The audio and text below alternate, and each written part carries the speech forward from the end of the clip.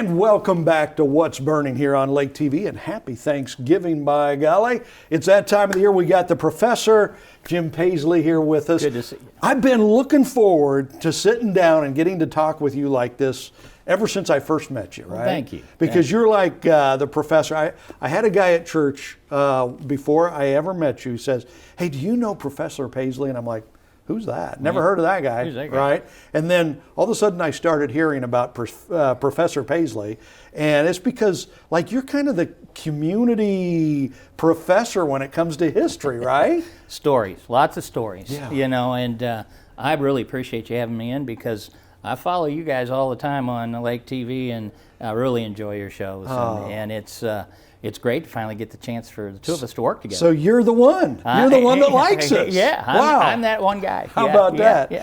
Okay, so Professor Pasley here is Mr. History, knows the history on so much. I mean, Been doing it a long time. Yeah. 30 years teaching history courses. So okay, so where have you taught? I taught it at Columbia College, and I've also taught some courses for the Missouri National Guard for the, that was out of Evansville, Indiana, University there. And, it's just had so many different courses. That's the unique thing. Most of the time you'll have a professor that teaches one or two courses. I majored in both American and European history, so I had 18 different courses that I taught. Gee whiz. So everything from, medieval times forward, Europe, America, Civil War, the West, military history, just a little bit of everything. There's a whole lot bouncing around. There's a in lot there, bouncing huh? around. I don't know if that's a good thing or bad, Absolutely. Well, what we wanted to talk about today, since it's Thanksgiving and Yes. moving into the Christmas season and everything, was to talk about Thanksgiving history, right? bet. And where this all came from. People tend to think that it just started, recently or something, but this thing goes back to the start To the of the beginning. nation, right? It absolutely does, and and that's what's so fascinating is the stories behind all this.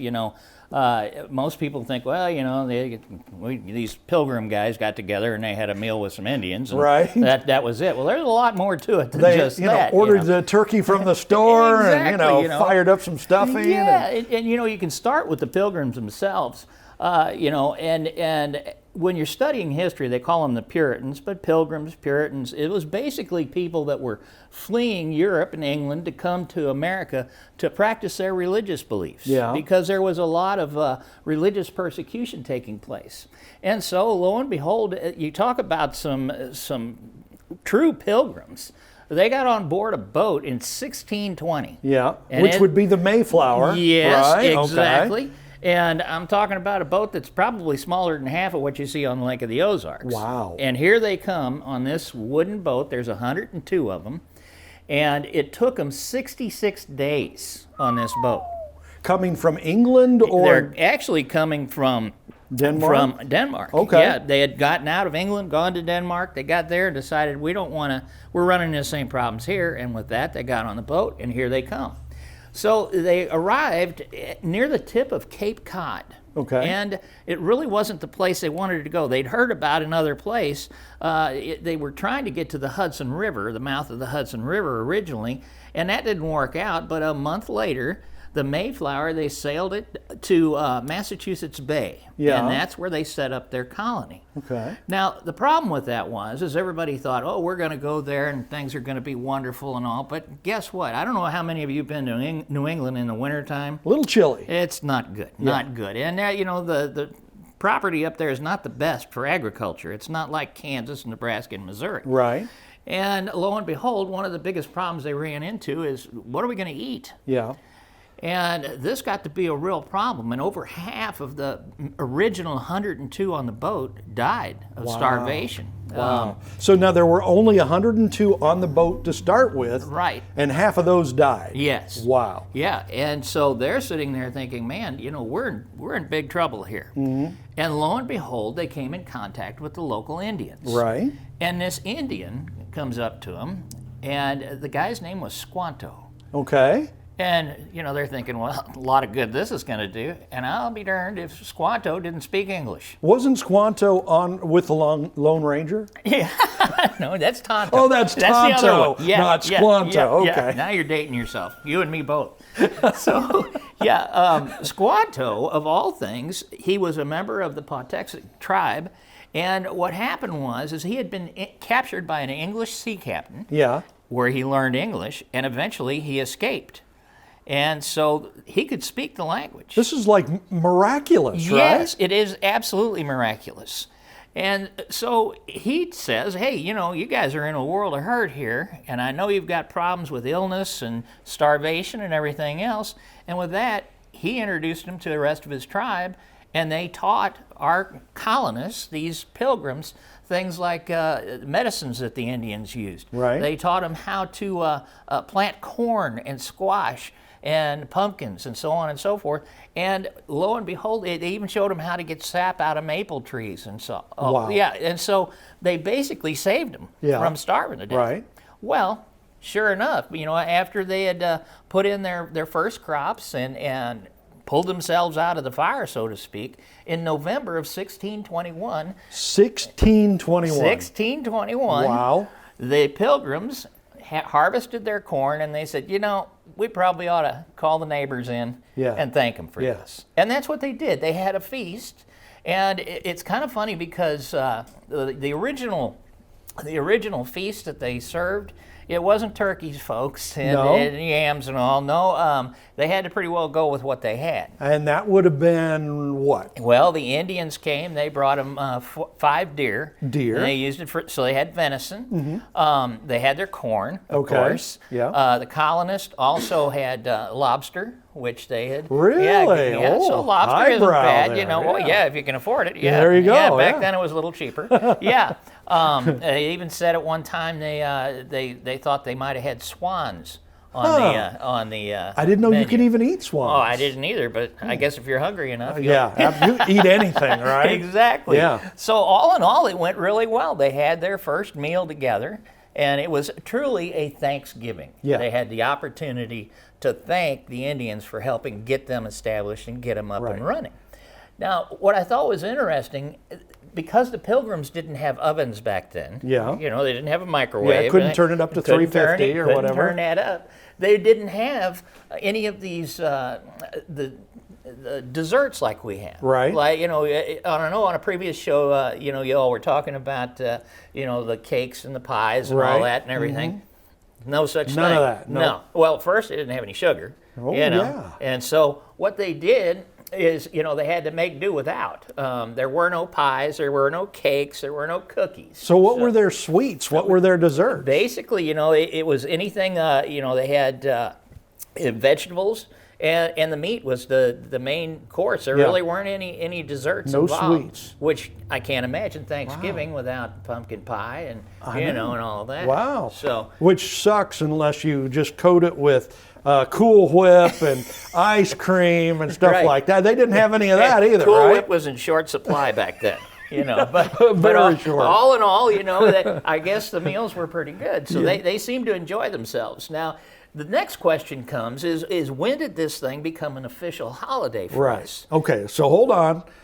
So the very first Thanksgiving was really about giving thanks. Yes, it was. And I'm guessing not to the government or something, but giving thanks to God. Yes. Right? Absolutely. Okay. Absolutely. Because they had survived just tremendous hardship. Like I say, half of them died. Yeah, that's amazing. Okay, Thanksgiving, really giving thanks. Right. Okay, so we're going to take a break here and come back and talk about how it became what it is now. Right? Okay. Yeah, absolutely. So it's Professor Jim Pasley here. The story of Thanksgiving and kind of the history behind it. I'm loving this. Aren't you loving this? So we'll be back with more of the story of how we got Thanksgiving right here on Lake TV. Welcome back to Lake TV. It's What's Burning. The Professor, Jim Pasley, here with us as we're talking about the story of Thanksgiving, the history of Thanksgiving here on What's Burning, and what a great, amazing, fun story that it is. So you were just telling us it all started with the Mayflower. I think 102 people originally on the Mayflower. The Indians saved them. And so they decided to have a Thanksgiving, to give thanks, right? Okay, so that was way back in the 1600s. Right. So starting at that point in the 1600s, did we just have Thanksgiving every year? It was kind of a tradition for the fall harvest. You would have people come over, and you would have some sort of a feast or whatever, but it wasn't anything formal. And it really wasn't until the time of the American Revolution that we saw this mention of what they called Thanksgiving actually pop up. And what was interesting there is that the Continental Congress, of all people, in 1789, they were meeting with George Washington himself. Good old George. And George, he turned around and said, this Thanksgiving thing, maybe we ought to make it an official deal. Now that we got a government, we have we've turned around and put together our Constitution, and we have our own country, and we've won the revolution. We ought to give thanks. Yeah, and give thanks to God. Hey, there's an idea. Yes, right? yes. Wow. And so George Washington said, "Let's do it. Let's just have a holiday."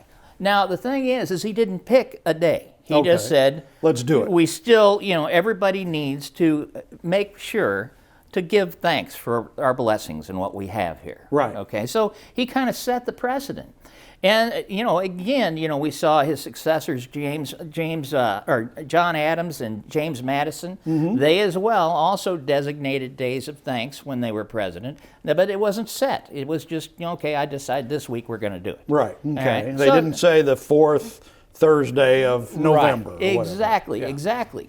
Now we jump forward to 1817. All Okay. right? And in 1817, New York became one of the first states to actually have Thanksgiving. You're kidding. No. Something good came out of New York? Well, New York was a lot different back then. Oh, okay. Yeah, you All bet, And so they decided they would have an annual Thanksgiving holiday, which, people thought, hey, that's great.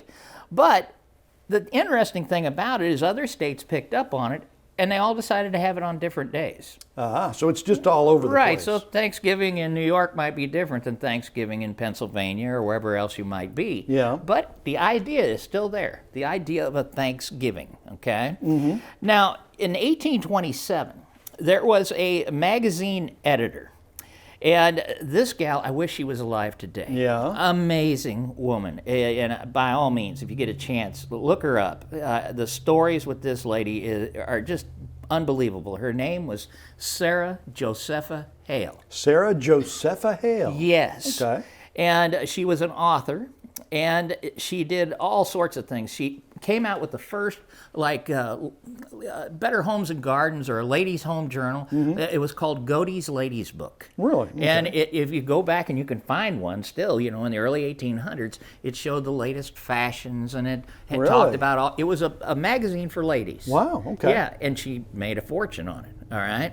In addition to that, she's the lady that wrote the poem, Mary Had a Little Lamb. Really? Yes. Wow. They call her the mother of Thanksgiving, and she's the one that actually wrote the poem, Mary Had a Little Lamb. I'll be darned. And so she kind of got on the bandwagon and thought, this Thanksgiving thing, that's pretty cool. Yeah. So let's move forward with it. Now, like I say, this gal's a dynamo. She's just a little bitty thing. But now she's saying, well, we need to fix it. We need to standardize it. And for 36 years, she's petitioning governors and congressmen, 36 presidents. years? She is in their face. Wow. I mean, it was like, oh, here she comes again. And these are the mid-1800s? Yes. Is that right? Yes, Okay. yes. And so she is just absolutely adamant that we need to have a Thanksgiving holiday, and it needs to be declared, and it needs to be, celebrated on the same day. Right, not just haphazard all over the place. That's exactly right. There we go. So here she is, and I mean, she doesn't give up, all right? Now, of all things, when it comes time for Abraham Lincoln to become president, Yeah. he's got a few other things going on. A few. In the 1860s. 1860s, right. Yes. So Civil War is about ready to break out. It's broke loose, and everything's broken loose. It's chaos, and here she is, Mr. President, what are we going to do about Thanksgiving? Right. Right? And he's like, oh, man, here she is again. Yeah. Well, 1863, I guess he finally thinks, He gave in. fine. What do you want? 1863, so the war's still going. War is still going. Wow. Yeah, we're right in the middle of the Civil War. Yeah. And she gets Abraham Lincoln to agree, yeah, let's go ahead and do it. Fine. And with that, he says, fine, we'll have a proclamation. And in his proclamation, he asked all Americans to ask God to commend to his tender care all those who have become widows, orphans, mourners, or sufferers in the lamentable civil strife, and to heal the wounds of the nation. Wow. And so that was the first written order, if you will, coming out of Congress. Yeah. And it was by Abraham Lincoln, basically declaring Thanksgiving. Wow. And that's right in the middle of the Civil War. Right in the middle of the That's Civil War. amazing. Yeah, and can you imagine how persistent that woman must have been to my get that goodness. done? Just to get through to it. Right. I mean, it would never happen today. Oh, right? no, heck no, Yeah. Now, what was interesting about this is that he scheduled Thanksgiving for the final Thursday in November Okay. of every year, all right? The final Thursday in November, Yes. which is what we have now, right? Yes, and Okay. it was celebrated on that day every year until 1939. Really? And then they Yes. stopped it? Well, there was a problem. Oh, there's a problem. There can't be a problem. Well, now, I think you guys will get a kick out of this because, I know my wife and my daughter-in-law and everybody are already talking about, the what do they call it, Black Friday and all that, the shopping and all that shopping and the everything. next day. That's idiotic to me. Well, you said it, I didn't. He's the guy, ladies. So, yeah, Yeah. you can throw him under the bus. Send me right? all your emails That's right, yeah. at Professor Pasley. No. So what happens here is Franklin Roosevelt, it's 1939. Yeah. Okay, and they're still struggling, trying to get through the Depression years and everything else. And he said, what we need to do is we need to move the holiday up a week.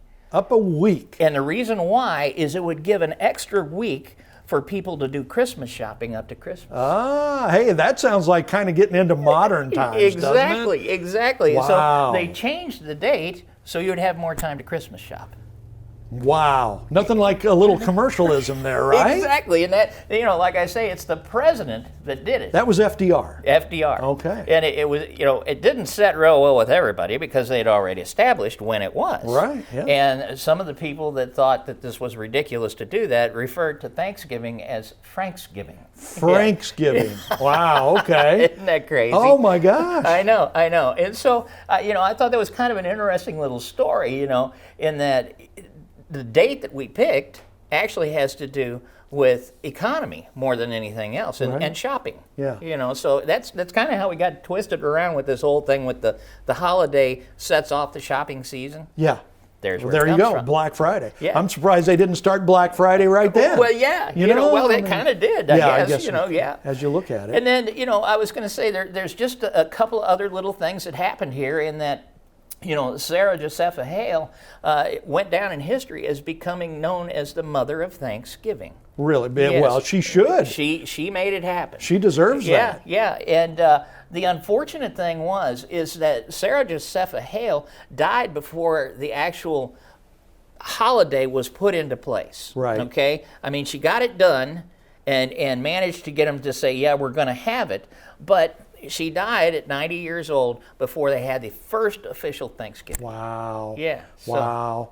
kind But of an she interesting deserves story. the credit. Absolutely. So Sarah Josepha Hale, that's the one you want to thank Yeah. for Thanksgiving today. So Sarah, but then give the Pilgrims credit way back in Absolutely. 1620, was it, when they had their first Yes, Thanksgiving? Okay. yes. 1620, first Thanksgiving, thanks to the Indians who saved them. Squanto the Indian. Not Absolutely. Tonto, Squanto, right? Yes. And then George Washington, Yes. he was a big part of it, saying we need to do this, right? Abraham Lincoln. And then Abraham, right? I mean, Yeah. it's amazing the different elements Yes. involved in allowing that to become what it is. It's kind of sad now because doesn't it seem like for a large part we've forgotten the meaning of Thanksgiving? Absolutely. Absolutely. We're just there to watch football, eat turkey, and take a day off. We're not necessarily giving thanks. Right. And that's what has been lost. And you're absolutely right. In all the previous years it was celebrated, there was something really important to be thankful for. When it be it the founding fathers, the colonists when they came, thankful that they didn't starve to death. George Washington, thankful that we had a new nation. Yeah. And it had won the revolution. Miraculously Right. had beaten the British. Right. I mean, Abraham Lincoln giving thanks, for the service of all the people that fought in the war. Yeah. And so, yeah, we've lost sight of that. So this year, when you're celebrating Thanksgiving, step back and just look at the blessings you have. And these are a part of them. Yeah. These things that happened in the past, that's you, folks. Yeah. I mean, be thankful for all the things that have happened to get us where we are today. Absolutely. And I know it's kind of uncomfortable. One of the traditions in our family was to go around the table and have people kind of say what they were thankful for that Yes. year. Yes. It kind of brings it home a little bit sometimes. It sure does. Yeah. Sure does. What a blessing. What a great time just being able to sit down I've really and talk enjoyed it. some history with you. You bet. He's Professor Jim Pasley. If they want to find out more about you and all the great stuff you're doing, how can they do that? TrueHistoryProfessor.com. Go there and yeah, I've got podcasts on there and all my notes for everything. So yeah, feel free to check it out. We love you, man, and we are so thankful for you. So Thank you. Thank you for everything you do. Thank you, too. Hopefully you're having a great Thanksgiving, getting ready for a great Christmas season. We'll be back with more What's Burning right after this.